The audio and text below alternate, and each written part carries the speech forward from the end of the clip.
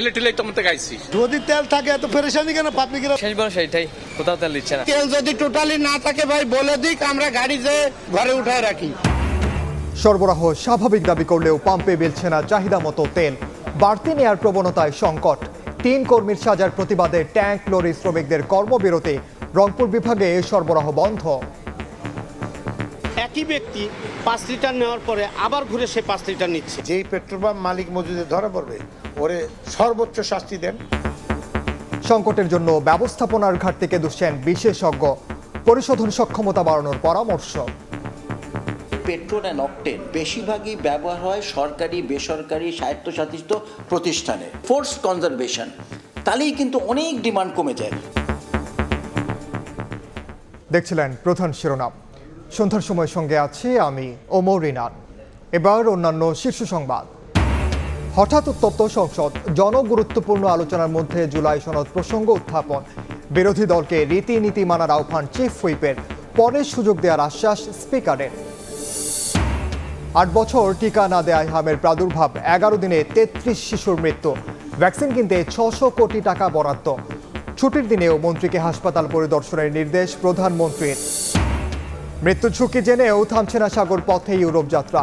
খাবারের অভাবে মৃতদের 12 জনই সুনামগঞ্জের। গ্রিসের সহায়তায় জীবিতদের দেশে ফেরানোর চেষ্টায় সরকার। এবং ইরানের স্থল অভিযানের প্রস্তুতি যুক্তরাষ্ট্রের। তেহরান তেল আবিব পাল্টাপাল্টি হামলা অব্যাহত। আগ্রাসনের প্রতিবাদে যুক্তরাষ্ট্রের বিভিন্ন শহরে ট্রাম্প বিরোধী বিক্ষোভ।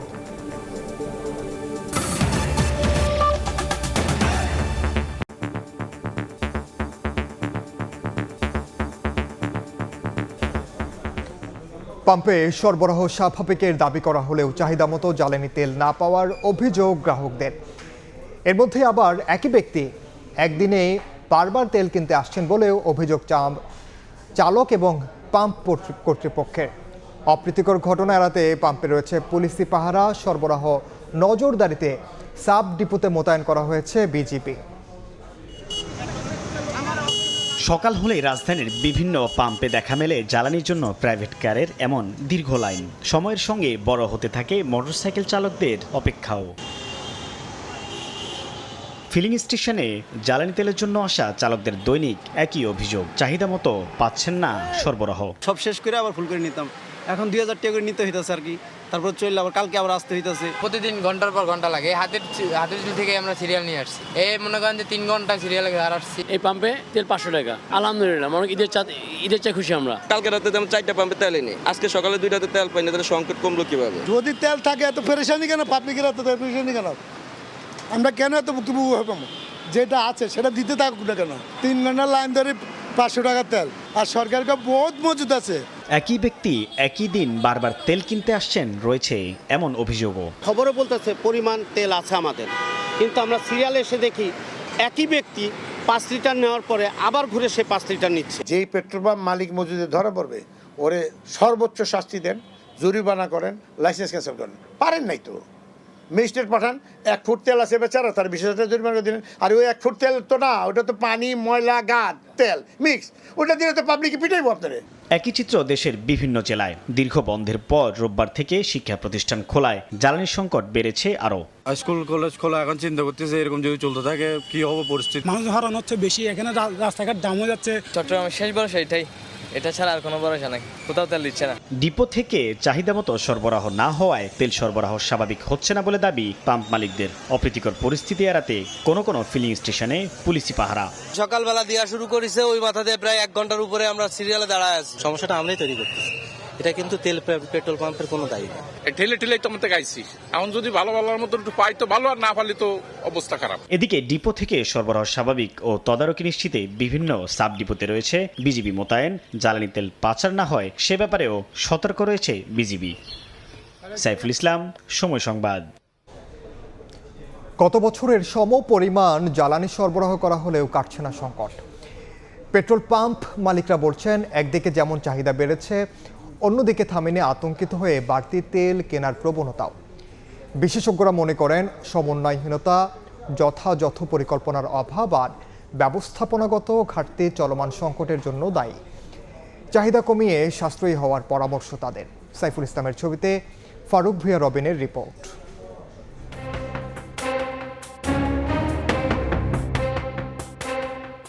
রাজধানীর পরিবাগের এই ফিলিং স্টেশনের কর্মকর্তাদের তথ্য মতে স্বাভাবিক সময়ে এখানে দিনে জ্বালানি তেল বিক্রি হতো 20,000 লিটারের মতো। বর্তমানে যা 25,000 লিটার ছাড়িয়েছে। তারপরও তেল পেতে দীর্ঘ সারিতে অপেক্ষা গ্রাহকদের। কিন্তু কেন?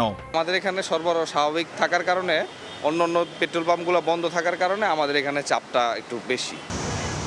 রাজধানীর বিজয় সরণির এই ফিলিং স্টেশনের চিত্রও একই রকম।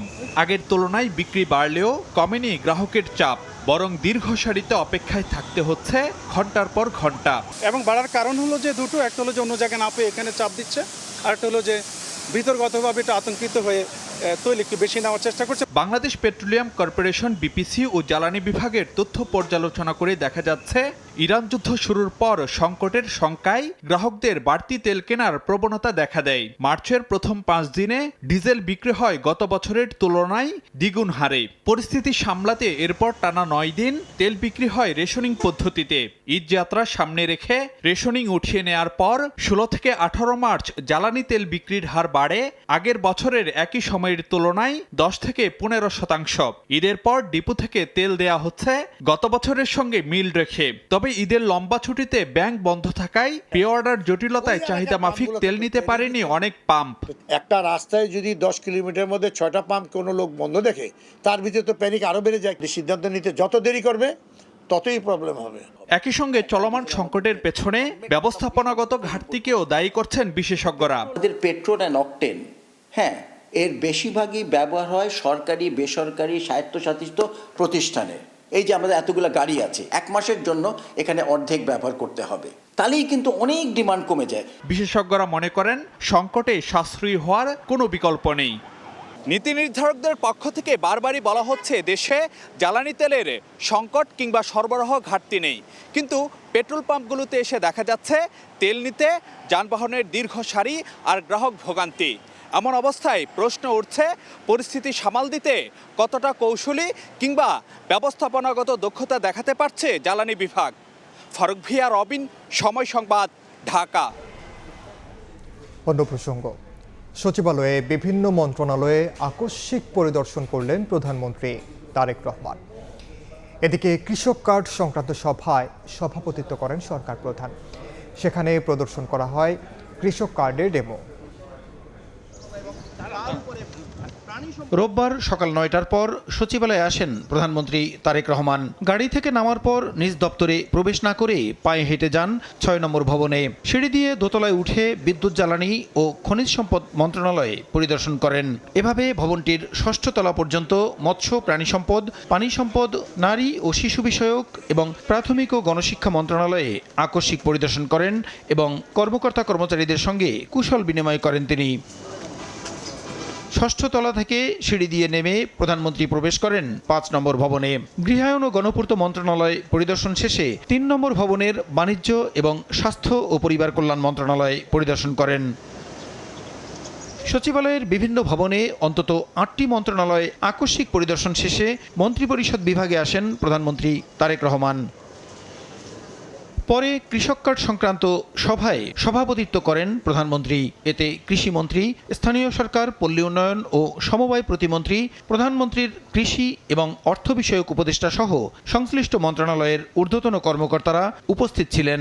সভায় কৃষক কার্ডের ডেমো প্রদর্শন করা হয়। পহেলা বৈশাখ টাঙ্গাইল থেকে কৃষক কার্ড বিতরণ কর্মসূচির উদ্বোধন এবং কৃষক কার্ডের সার্বিক বিষয়ে প্রয়োজনীয় দিক নির্দেশনা দেন সরকার প্রধান। এছাড়াও বেশ কয়েকটি কর্মসূচিতে রোববার সচিবালয়ে কর্মব্যস্ত সময় পার করেন প্রধানমন্ত্রী। প্রসূন আশিস, সময় সংবাদ, ঢাকা। গণভোট ও জুলাই সনদ বাস্তবায়ন আদেশ নিয়ে আলোচনা চেয়ে বিরোধী দলীয় নেতার নোট দেয়া কেন্দ্র করে উত্তপ্ত হয়ে ওঠে জাতীয় সংসদ। ৭১ বিধিতে আলোচনার মাঝখানে দেন বিরোধী দলীয় নেতা ডাক্তার শফিকুর রহমান। এ প্রসঙ্গে স্পিকারের দৃষ্টি আকর্ষণ করেন বিরোধী দলীয় চিফ হুইপ নাহিদ ইসলাম। তখন সরকারি দলের চিফ হুইপ বলেন এটি রেওয়াজ ও সংসদের রীতিনীতি বিরুদ্ধ। এ নিয়ে দুদলের সংসদ সদস্যদের মধ্যে উত্তেজনা ছড়িয়ে পড়ে। পরে রেওয়াজ মেনে ৭১ বিধির পরে গণভোট ও জুলাই বাস্তবায়ন আদেশ নিয়ে আলোচনার জন্য বলেন স্পিকার। এর আগে স্থানীয় সরকার মন্ত্রী মির্জা ফখরুল ইসলাম আলমগীর বলেন দুর্নীতিকে প্রশ্রয় না দিয়ে গ্রামের রাস্তা উন্নয়নে অগ্রাধিকার দিচ্ছে সরকার। বিরোধী দলীয় নেতা বলেন, সংসদকে ইনসাফের ভিত্তিতে পরিচালনা করা গেলে রাষ্ট্রেও ন্যায় প্রতিষ্ঠা সম্ভব। মাননীয় স্পিকার, আমরা হয়তো ভুলে যাচ্ছি যে আমরা এই সংসদটা কিভাবে গঠিত হয়েছে এবং জাতীয় সংসদ নির্বাচনের পাশাপাশি এখানে গণভোট অনুষ্ঠিত হয়েছিল, কিন্তু এখন সংসদের কার্যক্রম দেখলে মনে হচ্ছে যে এই ধরনের কিছুই যেন হয়নি। ফলে এটি যে কোনো জনগুরুত্বপূর্ণ ইস্যুর তুলনায় সবচেয়ে বেশি গুরুত্ব সহকারে এই সংসদে আলোচনা হওয়া উচিত, এর সুরাহা হওয়া উচিত, তারপরে আমাদের যে রেগুলার যে দৈনন্দিন কার্যক্রম সেটি হওয়া উচিত। আসলে নিয়ম হচ্ছে অলওয়েজ রোলার্স যারা তাদের অনুসারী হচ্ছে নিয়মটা চলে। নিয়মটা যখন ইন ফেভারে থাকে তখন বলা হয় এটা নিয়ম, আবার যখন বিরুদ্ধে যায় তখন এটাকে বলা হয় কাস্টম। কোনটা সাংবিধানিক কোনটা অসাংবিধানিক এই বেড়াজালে এই সংসদ ঘুরপাক খাচ্ছে। হঠাৎ করে দেশে বাড়ছে হামের প্রাদুর্ভাব, বাড়ছে মৃত্যু। এমন পরিস্থিতিতে বেশ কিছু উদ্যোগ নিয়েছে স্বাস্থ্য মন্ত্রণালয়। মন্ত্রী জানান, সংকট সমাধানে 604 কোটি টাকার নতুন টিকা ক্রয় করা হচ্ছে, ব্যবস্থা করা হচ্ছে ভেন্টিলেটরেরও। এদিকে ছুটির দিনেও মন্ত্রীকে হাসপাতাল পরিদর্শনের নির্দেশ দিয়েছেন প্রধানমন্ত্রী। সাম্প্রতিক সময়ে ঢাকা সহ দেশের বিভিন্ন জেলায় হামের সংক্রমণ নিয়ে তৈরি হয়েছে উদ্বেগ। সবচেয়ে বেশি আলোচনায় রাজশাহী মেডিকেল কলেজ হাসপাতালের পরিস্থিতি, জানিয়ে সরব খোদ স্বাস্থ্যমন্ত্রী। রোববার রাজধানীর পূর্বাচলে বাংলাদেশ চায়না ফ্রেন্ডশিপ এক্সিবিশন সেন্টারে এশিয়া ফার্মা এক্সপোর উদ্বোধনী অনুষ্ঠান শেষে স্বাস্থ্যমন্ত্রী জানান, আইসিইউ ভেন্টিলেটর সংকটের কারণে 11 দিনে 33 শিশুর মৃত্যু হয়েছে। তবে বেসরকারিভাবে 5টি ভেন্টিলেটরের ব্যবস্থা করা হয়েছে, যার 4টি পাঠানো হচ্ছে রাজশাহীতে। 5টা ভেন্টিলেটর, নিউনেটাল ভেন্টিলেটর আজকে আমরা কালেক্ট করব। আগামীকাল সকালে আমাদের সচিব রাজশাহী যাচ্ছেন, উনি 4টে নিয়ে যাবেন, ওখানে দিয়ে আসবে। সাংবাদিকদের প্রশ্নের জবাবে মন্ত্রী অভিযোগ করেন, গত 8 বছরে বিগত কোনো সরকার হামের টিকা দেয়নি, আছে সংকটও। এই সংকট সমাধানে 604 কোটি টাকা বরাদ্দ দিয়ে নতুন করে টিকা ক্রয় করা হচ্ছে। 8 বছর আগে মিজেলসের ভ্যাকসিন দেওয়া হয়েছে, এরপর আর ভ্যাকসিন কোনো গভর্নমেন্ট দেয় নাই। আমরা কিন্তু এর মধ্যে 604 কোটি টাকা বরাদ্দ করেছি, পারচেজ কমিটি পাস হয়েছে। আমরা এপিআই ইনক্লুডিং ওই ভ্যাকসিন আমরা সব কালেকশন করব যথাসময় এবং স্টার্ট করব। স্বাস্থ্যমন্ত্রী জানান, হামে আক্রান্তের সংখ্যা বাড়ায় রাজধানীর সংক্রামক ব্যাধি হাসপাতাল, শিশু হাসপাতাল, ঢাকা মেডিকেল, ডিএনসিসি সহ বেশ কিছু হাসপাতালে আইসিইউ প্রস্তুত করা হয়েছে। আগামী কিছুদিনের ভিতর আমাদেরকে আরও মোর দেন ডজন ভেন্টিলেটর সরবরাহ করবেন। এদিন জাতীয় বক্ষব্যাধি হাসপাতালে নবনির্মিত 40টি আইসিইউ শয্যা প্রস্তুতি কার্যক্রম পরিদর্শন করে দ্রুত সেবাটি চালুর নির্দেশ দেন স্বাস্থ্য প্রতিমন্ত্রী ডাক্তার এম এ মুহিত। মনির হোসাইন, সময় সংবাদ, ঢাকা। মৃত্যু ঝুঁকি জেনেও থামছে না সাগর পথে ইউরোপ যাত্রা। লিবিয়া থেকে ট্রলারে গ্রিস যাওয়ার পথে খাবারের অভাবে ভূমধ্যসাগরের মৃতদের 12 জনই সুনামগঞ্জের। দোষীদের দৃষ্টান্তমূলক শাস্তির দাবি স্বজনদের। পররাষ্ট্র প্রতিমন্ত্রী জানিয়েছেন, গ্রিস সরকারের সহায়তায় জীবিতদের দেশে ফিরিয়ে আনা হবে।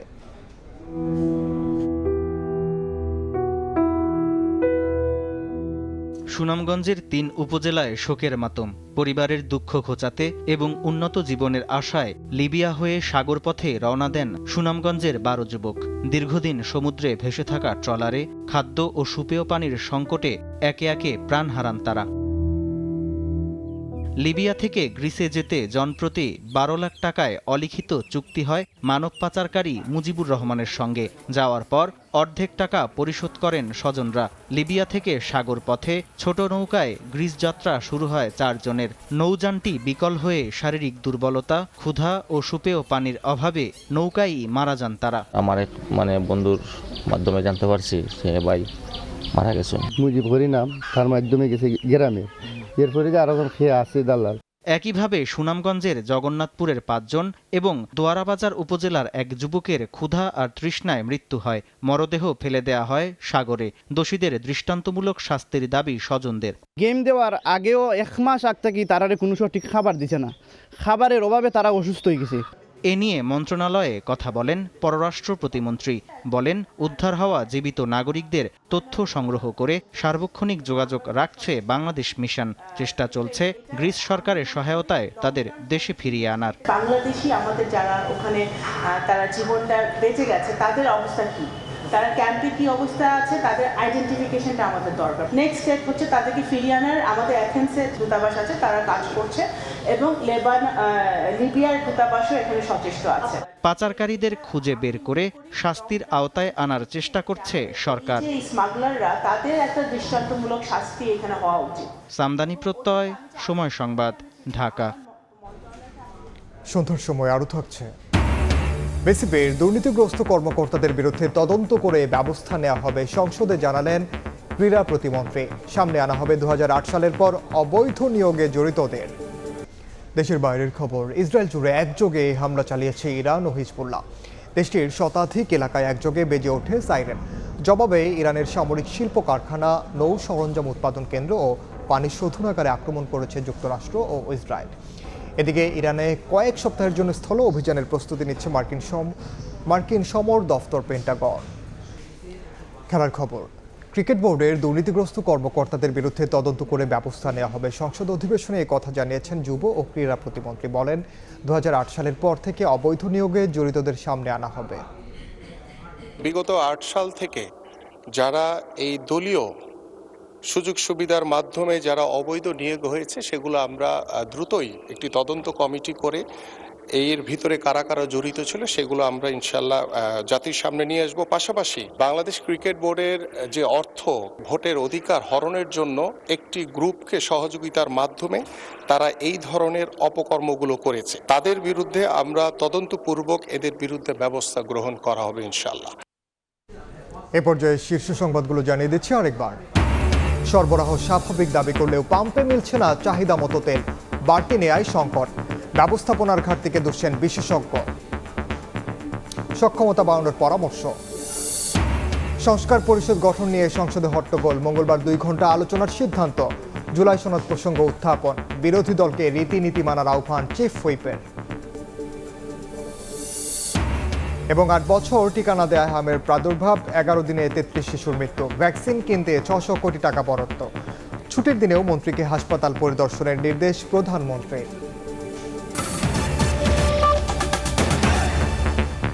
এই ছিল সন্ধ্যার সময়। এরপর জনপদের সময় নিয়ে সঙ্গে থাকবেন সহকর্মী গোলাম রাব্বি। ইনান, আপনাকে ধন্যবাদ। জনপদের সময় নিয়ে আসছে কিছুক্ষণ পর, সঙ্গেই থাকুন সময়ের।